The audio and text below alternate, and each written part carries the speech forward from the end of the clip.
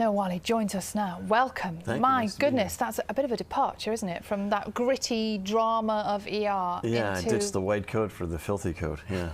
Fighting aliens. But it looks like you had a lot of fun filming it. It looks that way, doesn't it? It wasn't. No, it was actually quite miserable. We shot through winter in Vancouver, Canada, mostly outside, mostly at night, mostly in very inclement weather. Very long nights, but it was a great sense of camaraderie among the cast. That kind of suits the mood of it, though, doesn't it? It really does. This is a show that I would actually prefer to shoot on location in miserable conditions. It sort of lends an air of authenticity to it. And what we didn't see in that clip was any of the bad guys, the aliens. Right. Unfortunately, but there are plenty of them. There are. Different shapes and sizes. I was particularly tickled, because I have seen a few of them, by the kind of spider thing. Yes, we call those skidders, yes. Skidders. Oh. Yes. And they're sort of, their base area is spider legs, yes. And they've got a kind of alien top. Most of the aliens are done CG, yes. and they're not there on the day. We're mostly reacting to tennis balls on the end of a stick. Okay. But we That's do have what I wondered, we have a that's guy seamless. in a suit as well. It is seamless. You have a guy in a suit, of course. A guy in a Don't spoil suit it for and us all. 4 or 5 puppeteers on the floor to work those various legs too. Oh, I see. How difficult is that? Occasionally it feels like you're on Sesame Street or on Mighty Morphin Power Rangers, but for the most part it's just good fun. And the guy in the suit, because you have to get hands on with a few of them, don't you, and actually finish them off. So you're sort of grappling with the man in the suit. Yes, I'm trying to look terrified in the process, but we actually kind of end most takes bursting out with laughter. And the idea behind this one, it's an eternal story, this one, isn't it? It's been done many times before in terms of the theory, yes. Which is the human race. There's a few of you left. Well, there's some people left on Earth. 80% of the population's been killed, the power grid has been eradicated, and those few survivors who are left are thrown into sort of a 19th century form of existence. And they muster together. Yeah. How is it you're in charge? Why are you the kind of, the sort of leader? I play a guy who was a former American history professor at Boston University, so he's really an academic, which doesn't seem to be the most appropriate skill set to battle aliens, but gradually he figures out that because he has such a breadth of knowledge about military history and tactic, that he's actually a pretty good strategist, and because he's an academic, he's got great teaching skills, and this is mostly a civilian and adolescent army that he's leading, so it puts him in pretty good stead. And the first series was hugely successful, wasn't it? Yeah, we did all right. When you did all right. When it was recommissioned, you got more cash, more gadgets, I expect, and yes, more they beefed up the budget considerably, mostly in our post-production, so the effects and the action sequences are much better this season. But at heart, it's really, I look at it as more of a family drama. I play a father of 3 boys, and it's really the conflict of trying to keep your family alive in the context of being given this larger responsibility of saving the planet. I love the story about how you chose this role. I really didn't choose it. It was chosen by my then 6-year-old son. There were a couple scripts that I was weighing, and I put them all on my desk, and I asked my son, Owen, what do you want to see your dad be? Policeman, lawyer, insurance adjuster, alien fighter. And that's a no-brainer. Yeah, it really was. That's a no-brainer. What I like is that there is always in these things, there's often a moment where, how do you kill the alien? Well, you shoot its head off. Yes.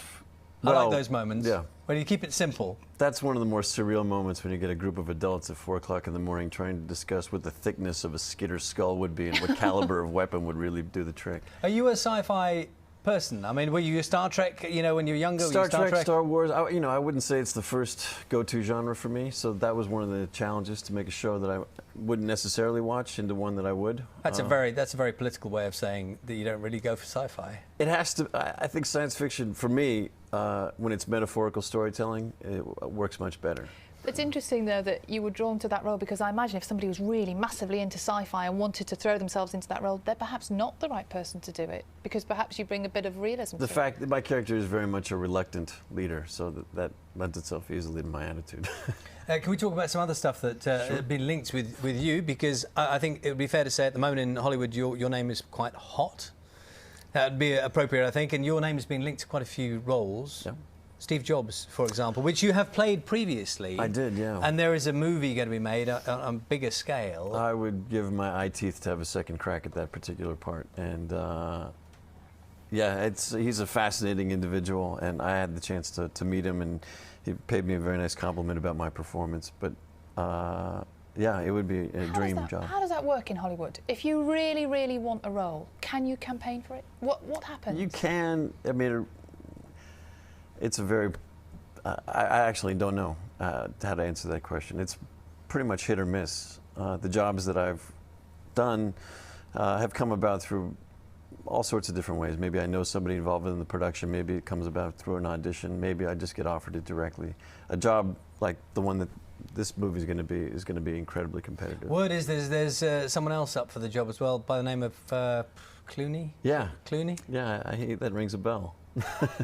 You have other things in common. You're not going to comment on that one. But you have other things in common with him because both of you have been arrested in connection with campaigns that you've been involved in. True. Tell us about when you were arrested. I was arrested about 2 months ago in Washington, D.C. as part of a protest with a group called ADAPT, which fights on behalf of rights for the disabled, in protest of some really draconian cuts that they're making in the Medicaid program, which is forcing people who've been living independently to be forced to live in institutions. What were you doing when you were arrested?